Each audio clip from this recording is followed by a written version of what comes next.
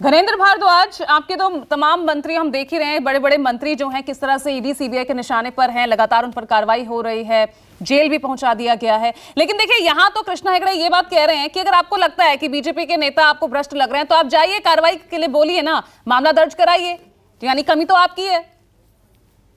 देखिए पूजा जी, नरेंद्र मोदी जी के पूरे पॉलिटिकल कैरियर में मैंने नरेंद्र मोदी को इतना घबराया हुआ, इतना डरा हुआ, इतना कमजोर कभी नहीं देखा जितना पिछले 6 महीने से देखा है। जब से इंडिया अलायंस बना है, नरेंद्र मोदी डरे हुए हैं, घबराए हुए हैं और किसी तरीके से अपनी सरकार बच जाए। कैसे सरकार बच जाए, कैसे ईडी सीबीआई तमाम केंद्रीय जांच एजेंसियों को भारतीय जनता पार्टी का कार्यकर्ता बना के कैसे विपक्ष के पीछे लगा दो, कैसे भी सरकार बचनी चाहिए। आज ईडी और सीबीआई जो है भारतीय जनता पार्टी की ऑफिशियल कार्यकर्ता बन चुकी है। जिस स्टेट में भारतीय जनता पार्टी के नेता कार्यकर्ता फेल हो जाते हैं, वहां सीबीआई ईडी को डिप्यूट कर दिया जाता है कि अब आप जाओ, अब अगली राजनीतिक लड़ाई आपको लड़नी। ये सीबीआई ईडी कर रही है, हर स्टेट में कर रही है, पूरे देश में कर रही है। जहां भारतीय जनता पार्टी चुनाव नहीं जीत पाती, जहां भारतीय जनता पार्टी को पता है कि हमारी औकात नहीं है चुनाव जीतने की विरोधी दलों से, जैसे दिल्ली के अंदर, तो दिल्ली के अंदर तमाम नेता लगा दिए, सारे नेता फ्लॉप हो गए। अमित शाह ने घर घर पर्चे बांटे, नरेंद्र मोदी ने घर घर पर्चे बांटे, लेकिन दिल्ली के लोग हराते रहे, एक बार नहीं 4-4 बार हराया। फिर इनको लगा कि अब तो कुछ है ही नहीं।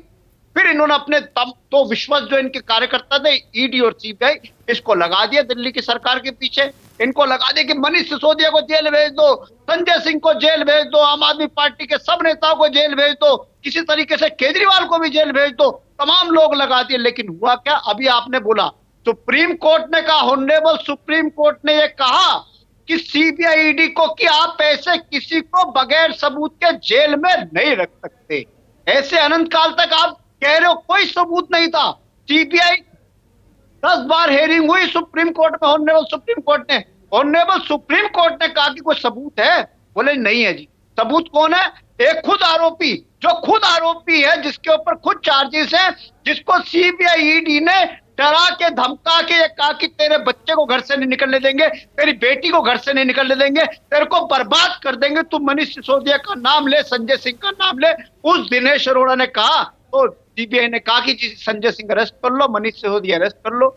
इस तरीके की बदले की कार्रवाई में फिर कह रहा हूं भारतीय जनता पार्टी के लोगों को कि देश के लोग देख रहे हैं, जैसे अशोक गहलोत जी ने कहा, बिल्कुल ठीक कहा, ये टिड्डी दल की तरह काम कर रहे हैं, जहां जाएंगे अपनी फसल उजाड़ेंगे। जिस तरीके से सीबीआई ईडी का मिसयूज करेंगे, भारतीय जनता पार्टी अपनी कब्र खोद रही है, भारतीय जनता पार्टी अपना नुकसान कर रही है, क्योंकि देश के लोग सब समझदार हैं। अब इस सब साथियों ने कहा कि ऐसी कौन सी वॉशिंग मशीन है कि इधर से भ्रष्टाचारी डालो, दुराचारी डालो, बलात्कारी डालो और वहां से सदाचारी निकल जाता है।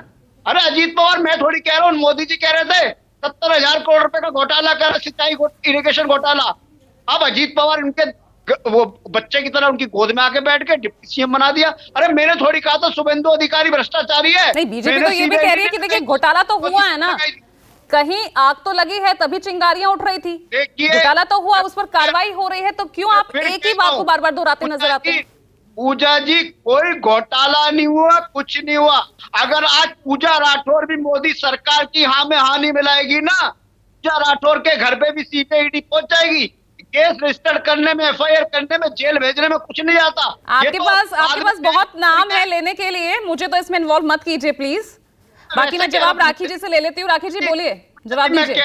जो 10 सेकंड घनेंद्र जी, 10 सेकंड पूजा जी, 10 सेकंड। मैं कह रहा हूँ कि आज नरेंद्र मोदी के खिलाफ जो भी विपक्षी नेता, जो विपक्षी दल अगर नरेंद्र मोदी की नीतियों से सहमत नहीं होगा, उसके खिलाफ सीबीआई ईडी का मिसयूज होगा। बताइए राखी जी, यही चल रहा है, जो आपकी नीतियों से सहमत नहीं उनके खिलाफ ईडी आगे। अडानी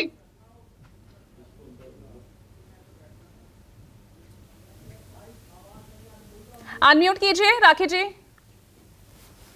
बिना अभी नरेंद्र जी ने ये कहा कि बिना सबूत के सीबीआई और ईडी जो है वो गिरफ्तार नहीं कर सकती, ये सुप्रीम कोर्ट ने कहा। तो मैं पूछना चाहती हूँ कि मनीष सिसोदिया जी की जमानत क्यों नहीं हो रही? क्यों नहीं हो रहा कि सत्येंद्र जैन बाहर आ पा रहे हैं? क्योंकि वहां तो न्यायिक प्रक्रिया चल रही है।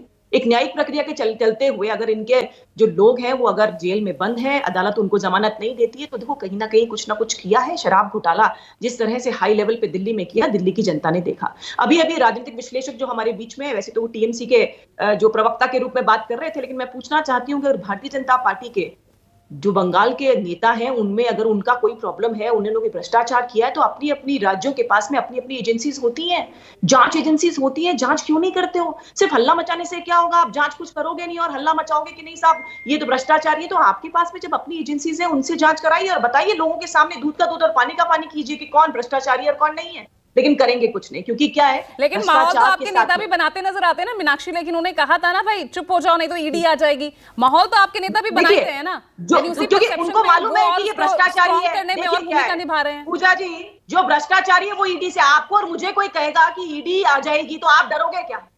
मैं डरूंगी क्या? डरने की जरूरत नहीं है, डरेगा वो जो भ्रष्टाचार करे। और जिस तरह से कांग्रेस पार्टी का तो बेसिक जो जीन है, जो डीएनए है, वही भ्रष्टाचार है। लगातार देखिए आप 2014 से डॉक्टर राजू वाघमारे 4 के बीच में लगातार जिस तरह से भ्रष्टाचार हुआ वो लोगों ने देखा, और देखा किस तरह से इनके आधे लोग जमानत पे बाहर है, आधे लोग जेल के अंदर है।